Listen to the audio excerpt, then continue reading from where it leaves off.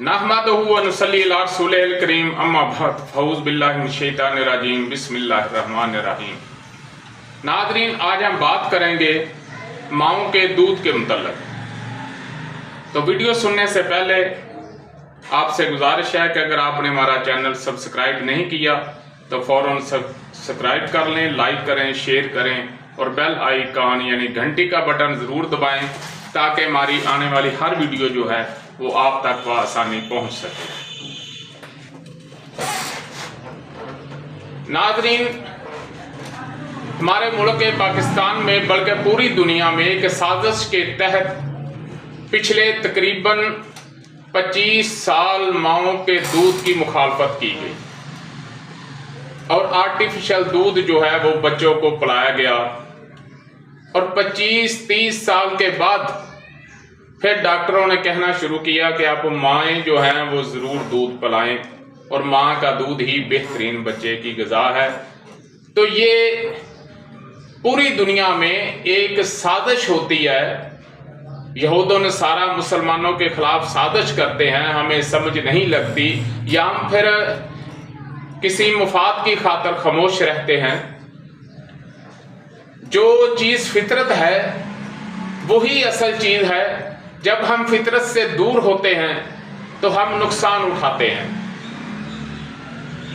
आज हम आर्टिफिशियल चीज़ों का इस्तेमाल कर रहे हैं, बेकरी का इस्तेमाल ज़्यादा कर रहे हैं और मसनूई तरीके से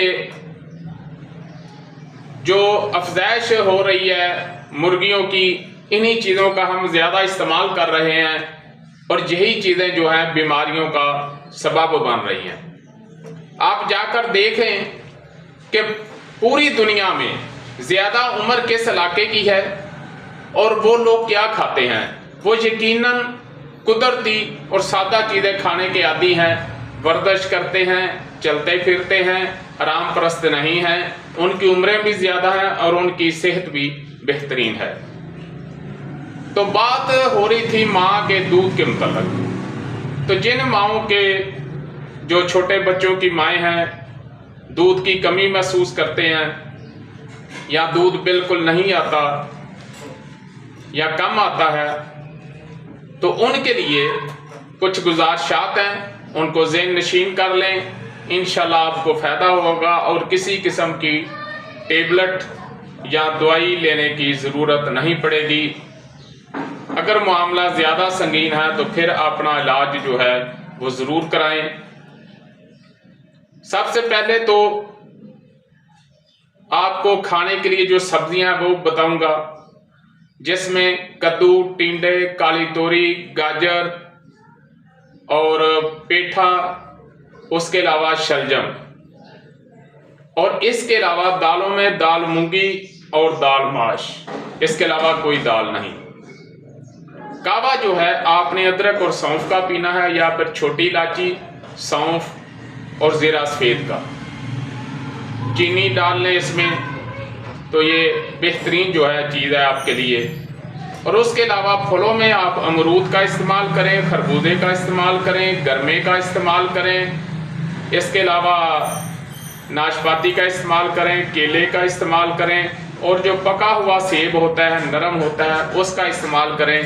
केले सेब का मिल्क शेक बना लें, शरबत बजूरी बना लें, शरबत बादाम बना लें, बादाम की सरदाई बना लें और बादामों को रात को भिगोकर सुबह छील कर खा लें। उसके अलावा सेब का मुरब्बा और गाजर का मुरब्बा, ये तमाम चीज़ें जो हैं वो आपके लिए फ़ायदेमंद है।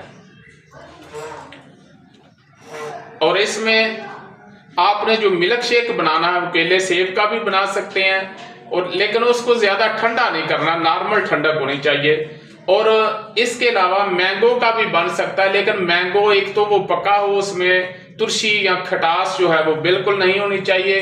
दूसरा, इंतहाई कलील मकदार में हो, दूध की मकदार ज़्यादा हो तो फिर उसको जो है वो इस्तेमाल किया जा सकता है।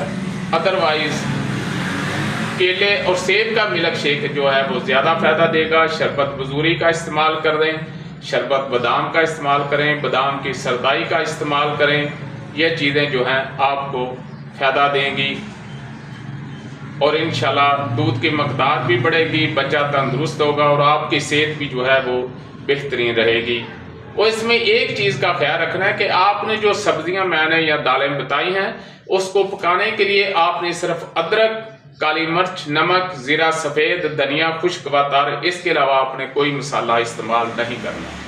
प्याज, लहसुन, लाल मिर्च और टमाटो का इस्तेमाल आपने नहीं करना।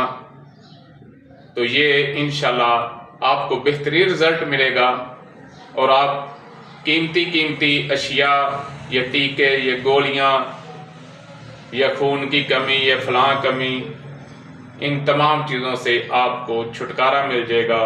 दुआ में याद रखना, वमा अलैना इल्लल बलाग। नाज़रीन, अगर आपको हमारी वीडियो अच्छी लगी तो हमारे चैनल को सब्सक्राइब करें, लाइक करें, शेयर करें, ताकि कानून तिब और कानून फितरत के मुताबिक हमारी हर वीडियो आप तक पहुंचती रहे। शुक्रिया।